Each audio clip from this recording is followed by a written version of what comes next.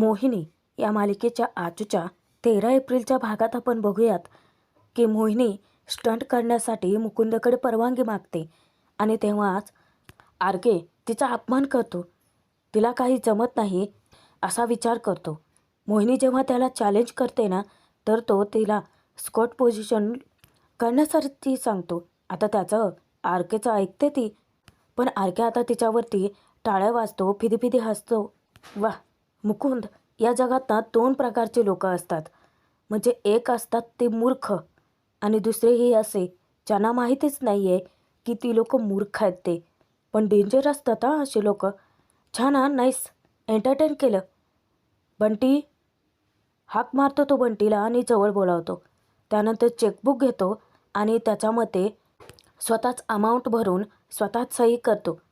मोहिनीचं talent तो पैशात तोलतो. तिचा अपमान तर तो करतोच, पण आर्केला इतका माज आहे ना की तो चेक डायरेक्ट मोहिनीच्या तोंडावरती फेकतो आणि तसाच निघून जातो. पण मोहिनी त्याला बरोबर सडेतोड उत्तर देते आणि त्याचा माजही जिरवते. 1 मिनिट सर, आणि चेक उचलून ती त्याच्या समोर जाऊन उभी ठाकते. गरजू आहे सर, पण भिकारी नाही आहे. पैसे मिळवण्यासाठी कष्ट करते, आईत खाऊ नाही आहे मी. हा तुमचा चेक, तुमचा माज तुमच्याकडेच राहू देत. मोहिनी आर्केचा हात पकडून त्याच्या हातात टेकते. माझ्याकडे माझा स्वाभिमान आहे सर, आणि तो पुरेसा आहे माझ्यासाठी. आणि स्वाभिमान हा संस्कारातून येतो आणि माझ्या बाबांनी माझ्यावरती तितके संस्कार केलेत. आता समोरचं दृश्य पाहून महेंद्रला त्याच्या लेकीचा इतका अभिमान वाटत असतो. पण आर्केच्या बरोबर ती वर्मावर बोट टेकते. आर्केला ती म्हणते की कदाचित तुमच्या बाबांनी केले नसतील तुमच्यावरती संस्कार. तेव्हा आर्के इतका भडकतो. मोहिनी भर 4 चौकात चक्क आर्केचा अपमान करते. आर्के रागाच्या भरात तो चेक फाडून टाकतो. त्या चेकचे सगळे तुकडे करून तो मोहिनीच्या तोंडावरती फेकून देतो. आता महेंद्रला आर्केचा इतका राग आलेला असतो, त्याच्या हाताच्या मुठी आवळल्या जातात, पण तो स्वतःला थांबवतो. आर्के मोठ्या टेचात जाऊन खुर्चीत बसतो, मोबाईलमध्ये डोकं खुपसून. तिकडे बंटी इतका भडकलेला असतो. मुकुंदा रिक्वेस्ट करतो की बंटीजी प्लीज तुम्ही कन्व्हिन्स करा ना आर्केला. काय आहे, नंतर लोकेशन अवेलेबल नाही आहे हो. आजच आपल्याला हा ॲक्शन सिक्वेन्स शूट करावाच लागणार आहे. तेव्हा बंटी चिडतो. ही मुलगी ना डोक्यात जाते आर्केच्या. जिथे जाईल तिथे प्रॉब्लेम क्रिएट करते. मुकुंदा मोहिनीसाठी एक संधी मागतो बंटीकडे, पण बंटी विचारतो की पण तिच्या पायात जर आर्केला काही झालं तर मग घेणार आहेस का जबाबदारी. मुकुंदा आता शर्मेने मान खाली करून उभा असतो आणि पुन्हा सगळ्यांसमोर बंटी मोहिनीला टोमणे मारतो, तिचा अपमान करतो की आर्केच्या नकाबरोबरची सुद्धा लायकी नाही आहे हिची. मोहिनी इतकी आतून तुटते. गुपचूप ती तशीच निघून जाते. आर्के जाणाऱ्या मोहिनीकडे पाहत असतो. इकडे शालिनीला इतका त्रास होत असतो. सतत तिचं पोटदुखी चालूच असते. डोक्याला हात लावून बसते आणि त्या क्षणी तिला एक गोड प्रसंग आठवतो की मोहिनी अचानक येते आणि शालिनीचे डोळे घट्ट मिटते. आता शालिनी तिला दटावते सुद्धा की मोहिनी, आपण लहान आहोत का बाळा आता. तेव्हा ती म्हणते की आई, डोळे उघडायचे नाहीत, हात पुढे कर बरं. आधी हात तरी पुढे कर. जेव्हा शालिनी तिचा हात पुढे करते, मोहिनी तिच्यासाठी आणलेलं गिफ्ट तिच्या हाती टेकते. शालिनी विचारते की हे काय आहे. तेव्हा मोहिनी आनंदाने सांगते की आई, मी तुझ्यासाठी मोबाईल आणलाय. तेव्हा शालिनी विचारते की अगं पण हे कशासाठी, आणि माझ्याकडे हा आहे ना मोबाईल. तेव्हा मोहिनी म्हणते की आई, अगं मी आणि दीने 2-2 वेळा फोन बदलला, मग तुला का नको. आणि हा जुना फोन आता विसरून जा. आई तो फोन उघडून तरी बघ ना. तेव्हा शालिनी आनंदाने तो फोन उघडते. मोहिनी सांगते की आई, फोन मी माझ्या पहिल्या पगारातून आणला आहे तुझ्यासाठी, आणि तसंही तो इन्स्टॉलमेंटमध्ये घेतला आहे, त्यामुळे जास्तीचा लोडही नाही आपल्यावरती. शालिनी फोन बघून इतकी खुश होते. मोहिनी विचारते की आवडला तुला. शालिनी सांगते की हो. मोहिनी आता पटकन शालिनीचे छान असे फोटोज काढते. शालिनीसोबत स्वतःही सेल्फी घेते आणि शालिनीला ती शिकवते सुद्धा की फोटो कसे काढायचे असतात, फोटोज कुठे जाऊन बघायचे असतात. आई तू टेन्शन घेऊ नको हां. मोबाईलमध्ये सगळं जेवढं काही असेल मी शिकवेन तुला. आणि हे बघ ना, हे फोटोज असे बघायचे असतात. किती छान आलेत ना. आई तुला जेव्हा माझी आठवण येईल ना, तेव्हा तू हे फोटोज बघत जा. तेव्हा शालिनी मुद्दामच म्हणते की मला काय येईल तुझी आठवण, सतत तर माझ्या मागे मागेच असतेस. मोहिनी म्हणते की आणि बाहेर कधी गेले तर. तो इतका छान गोड प्रसंग शालिनीला आठवतो आणि तिचं लक्ष तिच्या फोनकडे जातं. कारण आत्ताच्या या घडीला तिला मोहिनीची खूप आठवण येते. मोहिनीचे फोटोज बघून शालिनीच्या चेहऱ्यावरती हसू खुलतं आणि मग ती विचार करते की खरंच म्हणाली होती मोहिनी. आता मला तिची खूप आठवण येते. सतत माझ्या मागे मागे फिरणारं माझं बाळ माझ्यापासून किती दूर केलं आहे. देवाकडे ती प्रार्थना करते की तिला ना सुखरूप ठेव. आता एकदाची ती आली ना की मी तिला खुशीत घेणार आहे. तिच्या डोळ्यात अश्रू दाटून येतात. इकडे मुकुंदा आरकेला रिक्वेस्ट करतो, पण आरके काही जागचा हलायलाच तयार नाही आणि हट्टही सोडायला तयार नाही. इतक्यात आपलं पंटर लोकांना घेऊन प्रतापरावच तिथे हजर होतो. आरकेच्या शेजारी ऐटीत खुर्चीत बसतो. मुकुंदा प्रतापरावला नमस्कार करतो. तो म्हणतो की नमस्कार आणि चमत्कार गेला खड्ड्यात. काय ते आज फायटिंग होणार आहे ना इथं, हान की बडीव बघायला आलो आहे आम्ही. तेव्हा मुकुंदा सांगतो की मालक तो सीन कॅन्सल केला आहे. आरकेकडे रागाने बघत प्रतापराव विचारतो की काय झालं, तुमच्या माणसाने शेपटी घातली काय मध्येच? गाड्यासारखे गडीला का तुम्ही आणि हाणामारीला घाबरता होय?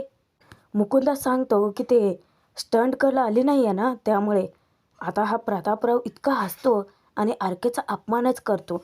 तो म्हणतो की धू लागा तुमच्या जिंदगानीवर. तुम्हाला गडी मिळाले नाहीत होय हे सीन करण्यासाठी? आता काय बाये येऊन बापेसने मारणार काय? तेव्हा मुकुंदा म्हणतो की सर तसं नाही आहे, पण सीनच तसा लिहून आला आहे त्याला आम्ही तरी काय करणार ना. त्यावर आता तो उद्धटपणे बोलत असतो. अपमान तर इतका करतो त्या लोकांचा. तुमच्यासारखी लोकांना ते सगळं नकलीच करतात. नकली, एक नंबरची नकली दुनिया आहे तुमची. काय मग फक्त चापटा मारित आहे एकमेकांना. तेव्हा आरकेला राग येतो, त्याच्या डोक्यात तिडीक जाते. तो प्रतापरावाला वेळीच अडवतो की एक मिनिट, ज्याच्याबद्दल आपल्याला काही ज्ञान नाही ना त्याबद्दल बोलायचं नसतं. स्टंट करणं इतकं सोपं वाटतं का तुला? त्यासाठी प्रॅक्टिस करावी लागते. त्यावर प्रतापराव हसतो फिदी त्याच्यावरती आणि विचारतो की काय प्रॅक्टिस, रियाज करावा लागतो. अरे तुम्ही तर पडता ना ते कापसाच्या ढिगाऱ्यावर. आरके विचारतो की इतकंच कलाकारांना बोलतोयस ना, तर मग स्वतः करून दाखव. आता गोष्ट प्रतापरावाच्या इगोवर येते. जर माझ्या मनाने ऐकलं ना, 0 मिनिटात मी हा स्टंट करून दाखवू शकतो. आता मुकुंदा रिक्वेस्ट करतो की मालक तुमच्या मदतीची गरज होती मला. तेव्हा तो माच दाखवतो आरकेपेक्षाही जास्त. अजून एकदा. तेव्हा मुकुंदा त्याला हरभऱ्याच्या झाडावर चढवतो की मालक अहो तुम्हीच इथले सर्वा. इतकं छान लोकेशन तुम्ही आम्हाला दिलं. अजून एक मदत हवी होती आम्हाला. तेव्हा आरकेकडे रागाने डाफरत बघत प्रतापराव सांगतो की अहो या की शूटिंगसाठी अजून नंतरही या. कारण आम्हीच इथले राजा आणि आम्हीच इथले बाप आणि आमच्यासोबत लढणं म्हणजे खूप मोठं पाप. चला निदान तुम्हाला तरी आमच्या उपकारांची जाणीव आहे. तुम्ही कधीही बी या. आमच्या इथली दरवाजे तुमच्यासाठी सताड उघडी ठेवलेत. आणि तो ताडकून उठतो. आरकेला खरी खोटी सुनावतो की आरके साहेब नाही म्हणजे पुढच्या वेळेस येताना मस्त अशी बॉडी बिडी बनवून या आणि आमच्या इथल्या बाप्यांसोबत लढा. झाला हाणामारी बघायला आलो तो सगळी मजा गेली. त्याच्या माणसानं घेऊन निघून जातो तो. प्रतापराव चॅलेंज करून निघून जातो आणि ही गोष्ट आरकेच्या इगोवर येते. बंटीला तो झटक्यात आदेश देतो की इथल्या जमिनी विकत घे. अमरापुरातला अर्धा भाग आता मला माझ्या नावावर हवाय. हा प्रताप नावाचा बैल आता तिथेच राबवतो. तेव्हा मुकुंद थोडा घाबरलेला असतो. इकडे मोहिनी तिच्या विचारातच चाललेली असते. आरकेने तिचा इतका मोठा अपमान केला आणि त्याचं तिला इतकं वाईट वाटत असतं. तिला भानही राहिलेलं नसतं की समोरून प्रतापराव येतोय ते आणि अचानक ती प्रतापरावाला चोराची धडकते. प्रतापराव तिच्यावरती भडकतो की नीट बघून चालता येत नाही का तुला, मुलगी आहे ना म्हणून सोडून देतोय. तेव्हा मोहिनी माफी मागते. आता ज्या बाजूला प्रतापराव जातो त्याच बाजूला मोहिनीही चालते. शेवटी प्रतापराव तिच्यावरती बचकतो की जा बाई तू आधी, आणि त्यानंतर मोहिनी थोडं पुढे निघून जाते. प्रतापराव तिला हाक मारतो, कारण मोहिनीचा मोबाईल तिथे पडलेला असतो ना. तो तिला हाक मारतो की लेडी ड्रायव्हर, हे डबडं काय आम्हाला ठेवायला दिलं आहे काय. आणि जेव्हा स्क्रीनवरती मोहिनीच्या पूर्ण फॅमिलीचा फोटो असतो, तिकडे महेंद्राचे धाबे आणलेले असतात. माय गॉड, मोहिनीच्या स्क्रीनवरती तर शालिनीजींचा फोटो आहे. आता तो प्रतापरावाने बघितला तर त्याच्या मनात भीती दाटून येते. शालिनीचा फोटो त्याने पाहू नये यासाठी तो देवाकडे प्रार्थना करतो. मोहिनी पटकन धावत येते आणि प्रतापरावाचा मोबाईल हातातून घेते, त्याला थँक्यू बोलते. आता ती जाणार. प्रतापराव तिला म्हणतो की डोळे दिलेत ना देवाने, डोळे मग जरा नीट बघून चालत जा, का ते बी या डबड्यावाने स्विच ऑफ करून ठेवलं आहे तू. तेव्हा मोहिनी माफी मागते की सॉरी, मी माझी तंद्रीत चालत होते. आता प्रतापराव इतका भडकतो, कमरेवर हात ठेवून तो म्हणतो की तंद्री आणि ताटा वेळच्या वेळेला मोडावा लागतो, नाहीतर तो आपल्यालाच खड्ड्यात घालतो. आता तो आरकेबद्दल बोलतो. ज्या वेळेस प्रतापरावचं लक्ष जातं मोहिनीकडे, तो पुन्हा तिच्यावरती वचकतो की जा पळ. आता मोहिनी जाणार. प्रतापरावाच्या हाताकडे अचानक तिचं लक्ष जातं. त्याच्या हाताला रक्त लागलेलं असतं. मोहिनी अचानकच त्याचा हात पकडते. प्रतापराव इतका भडकतो. मोहिनी सांगते की रक्त आहे. तेव्हा प्रतापराव विचार करतो की माझ्या हाताला काय लागलं असेल. तेव्हा मोहिनीचं लक्ष तिच्या हाताकडे जातं. तिच्या हाताला काहीतरी खरचटलेलं असतं. ती माफी मागते की सॉरी, माझ्याच हाताचं रक्त तुमच्या हाताला लागलंय. प्रतापराव तिला टोमणे मारतो की तेच म्हटलं, टोकच ठिकाणावर नाही म्हटल्यानंतर काय होणार दुसरं. मोहिनी स्वतः रुमाल घेऊन प्रतापरावाच्या हाताला लागलेलं तिचं रक्त पुसून काढते. दुरून महेंद्र ते सगळं पाहत असतो आणि त्याला मोहिनीने प्रतापरावाच्या नजरेसमोरून लवकरात लवकर निघावं वाटतं. मोहिनी पुन्हा एकदा त्याची माफी मागते आणि तेथून निघून जाते. प्रतापरावसुद्धा तेथून निघून जातो.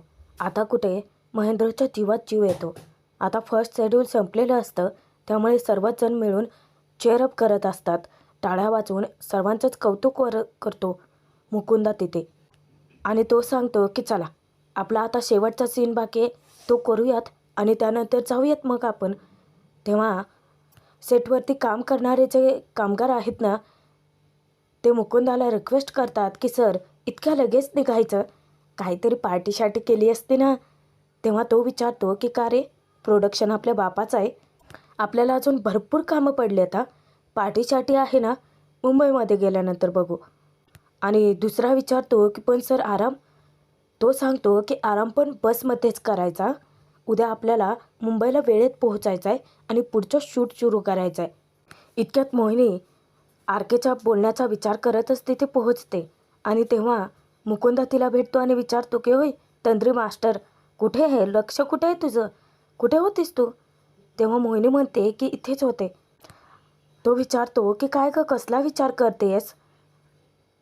अगं आपण निघतोय, नाही म्हणजे टेन्शन घेऊ नकोस हां, ह्यावेळी बस वगैरे चालवायला लावणार नाही आहे मी, ड्रायव्हर दादा आलेत. चला, सर्वजण आता पॅकअप करतायत, तू पण तुझं आवरून घे. तेव्हा मोहिनी होकार देते. इकडे आरके येतो आणि ड्रायव्हरकडून तो गाडीची चावी मागून घेतो. स्वतः गाडी चालवत तो अमरापुरात फिरत असतो. त्याच्या धुंदीतच असतो तो. पण अचानकच एका सुनसान ठिकाणी गाडीच बंद पडते. आरकीची इतकी चिडचिड होते, अचानकच गाडी बंद पडली आहे. त्याला थोडंसं टेन्शन येतं. आणि प्रेक्षकांनो, आजचा हा भाग इथेच संपतोय.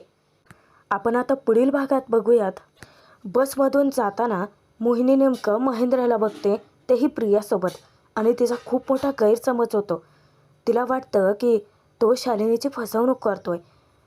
आणि त्यानंतर घरी जेव्हा जाऊन ती महेंद्रावरती घाणेरडे आरोप लावते. शालिनी समोर जाऊन सांगते की बाबा तुला फसवतोय.